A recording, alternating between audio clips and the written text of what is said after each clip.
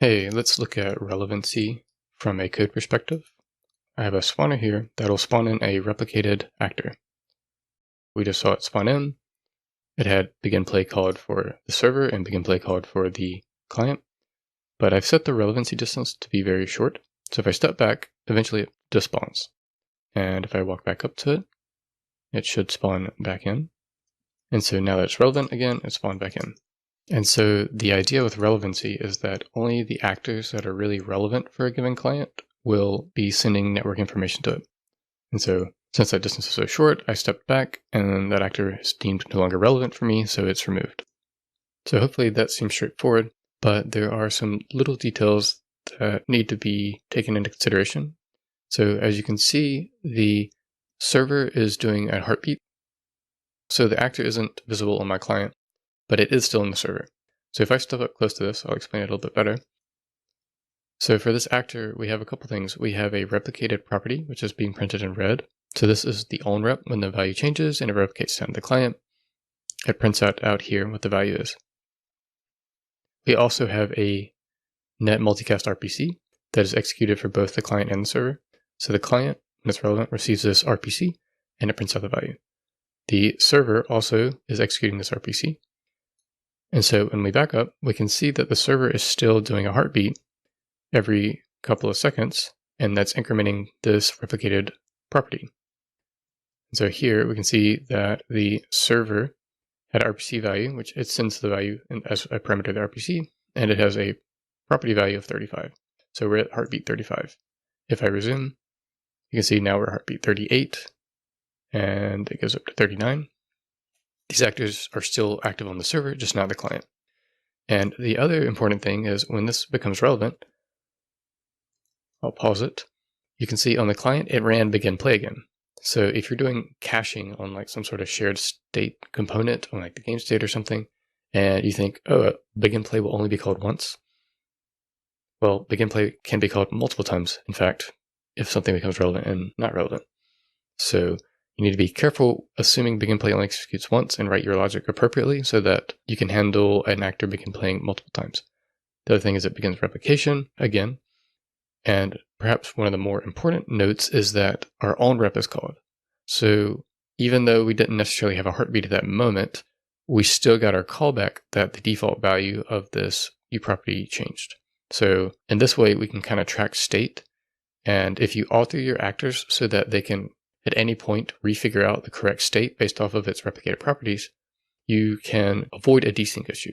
Notice that we didn't get our client RPCs. The actor wasn't relevant for a long time. We missed a lot of reliable RPCs in this case. In this case, the RPC is reliable. It should always get to the client. But because it wasn't relevant, we missed a lot of them. And we didn't get those called back. So we can't catch our state up from missing RPCs.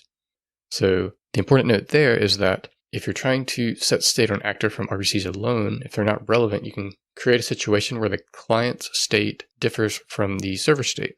However, if you store your state in replicated properties, then you'll get OnReps, so your client state will catch up based off the current state of the OnRep properties. And so you have to kind of author your replicated actors a little bit differently than you might expect. I think it's still a clean way of making actors if you make it so that at any moment it can rederive the correct state from its replicated properties. Then you end up just with a cleaner actor, in my opinion. But the important bit is you get your OnReps called again, and you get BeginPlay called again. And so I've resumed from the highlighting. If I back up, it should be removed, and we can take note of some other things. So it just despawned on the client, and notice that our EndPlay and EndReplication was called again.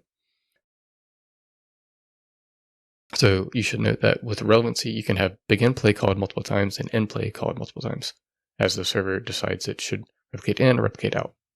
So there's one caveat though, in that this is for dynamically spawned actors, the actor popping in and popping out. If I delete the spawner and throw an actor in and pull it up, and then I'll go back here and play. So this should be out of relevancy. Now, we wouldn't actually want that actor to disappear in some cases, like that could be a door that you open and close. So when you hand place things into the level, they don't disappear based off relevancy. You can see that from the string print right here, it is updating on the server. We're just not getting the RPCs because we've not become relevant for that actor. Now, if I walk up to it, we should not get a BeginPlay. So if I walk up to it, we shouldn't get a BeginPlay because it's already in the level. But we do need our OnReps to be called so we can catch our state up. So let's see what happens. And as you can see, we got close to it. The OnRep was called for the client, so we can catch our state up here in response to that callback. We didn't get our RPCs called up. That's as expected, with the same as the dynamic actor case. But now we're getting the heartbeat, and the OnRep variables are going through, and the RPCs are going through now that it's relevant. And we wouldn't really want actors that are hand placed in levels like doors or whatnot to disappear. So if I back up, it should stay in the level. And it does. But notice we stopped getting our OnReps. We still got our RPC, but our OnRep variables are no longer being updated. And so we're going to let some RPCs pass. And so if I step close to this, we should start getting our OnReps again. And we did. So we got our OnRep and we can catch our state up. And so that's the feature. There is a distinction between placing actors into level and dynamically spawning the actors. But you can see the spawner, and it spawned the actor, and we were close enough for relevancy. I guess note that if you spawn back here, we're not close enough to be relevant. So when the server spawns it, we only get the BeginPlay on the server. The spawner despawned because it's a replicated actor and destroyed. So now we can take a look at the code that the feature is kind of understood. So if I hop over to the code, I have a relevancy test actor, and it has this replicated property. It has a reliable multicast RPC, and it has some virtual function overrides. And we have a heartbeat, which is just a timer. We have to set up the get lifetime replicated props as part of the setting up this to be replicated. So I'll just go through that real quick. Note also we have a spawner class, which just takes a class to spawn and a delay to spawn it. So first we'll look at the relevancy test actor. If I go to the constructor, it has replicates set to true. I set the NetCullDistanceSquared. So this is what is controlling when it becomes relevant and not relevant. There are other ways to determine when an actor is relevant and not, but this is the simplest for demonstration purposes. So I set this to basically be 1,000 centimeters, which we have to square because this is a squared value. I disable the tick, and I spawn a text component so that we know that this one is the relevancy actor and not the spawner. In the get lifetime replicated properties, I'm using push replication for our heartbeat int. So here's our heartbeat int. I set up the shared params, flag it as pushed, and then use the new macro to wrap lifetime params fast. Cover this in another video, but we have the class name, the variable, and then params. And when we modify that variable, we mark it dirty because we are using push replication. We need to push this value to the client. We need to explicitly mark it dirty so that it gets pushed.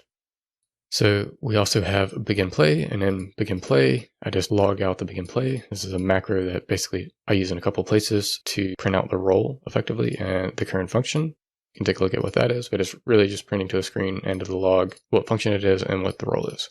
So in BeginPlay, it'll tell us BeginPlay was executed, and it'll either be the client or dedicated server.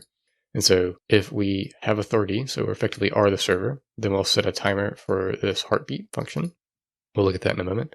We have EndPlay, and so we log the EndPlay and role, and we cancel the timer. We have BeginReplication and EndReplication. I just log here because I thought it was interesting to see. And our heartbeat on server, so this is the timer tick.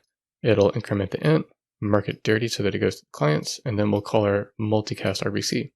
And now that multicast RPC is reliable.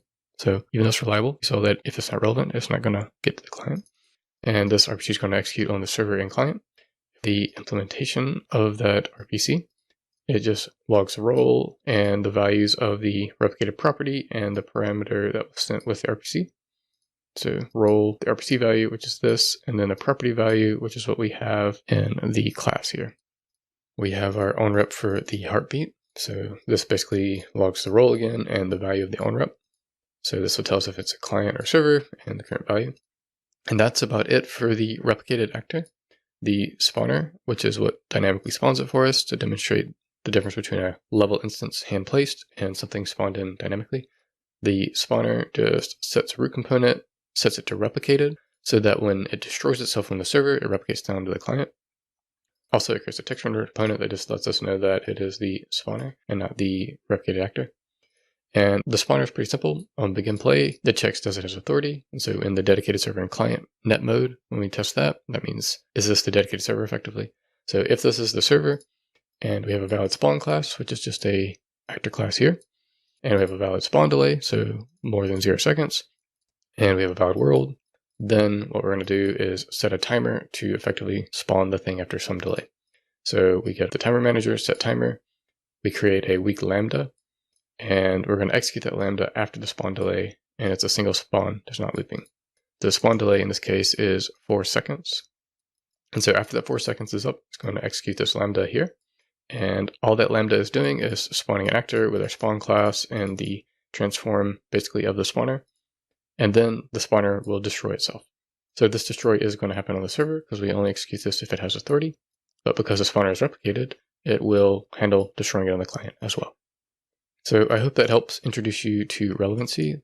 This is just kind of the introduction to it, but there's more to it in that there's other ways to control relevancy other than distance. So you can do custom logic, or maybe you have like an actor owner to control relevancy. So its relevancy matches an owner, and then that has a different scheme.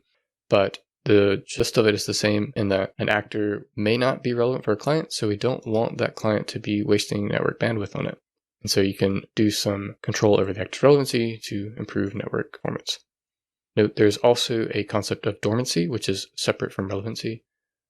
Dormancy is sort of like letting the actor stay around and be relevant, but no longer sending network updates until a chosen time. But that's a topic for another video. So I hope that helps, and until next time.